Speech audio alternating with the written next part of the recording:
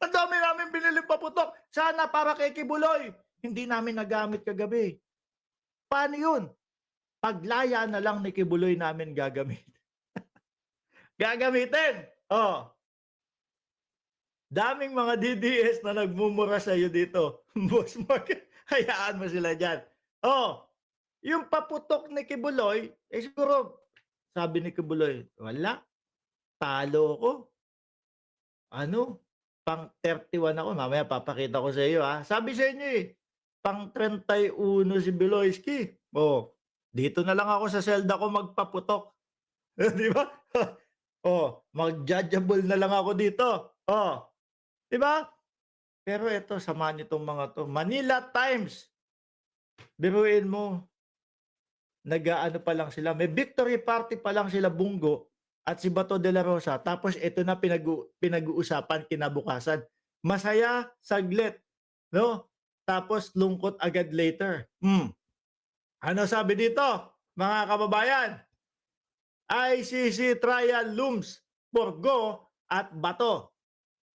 Two of former President Rodrigo Duterte, no, Rodrigo Duterte's closest allies, Senator Ronald Bato de la Rosa at Bongo are likely to face trial before the ICC, according to human rights lawyer Cristina Conti. Conti, Managing Counsel at the National Union of People's Lawyer. Naku, ito na naman pinag-uusapan natin. Baka mapasigaw na naman si Bato nito. No? Come on! Make Madi! Mapagano na naman si Bato de la Rosa. Come on, Mr. Trillanes! Make Madi! Maiinis na naman yun. At ito ang sigurado ko.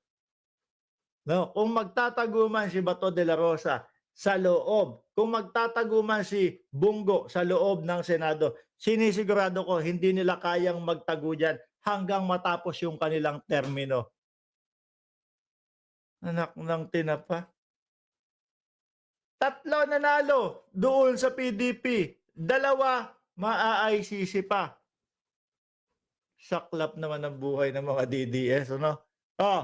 Conti, Managing Counsel at the National Union of People's Lawyer and who represent several families of drug war victims said the ICC investigation into the Duterte's bloody anti-drug campaign is entering a decisive phase.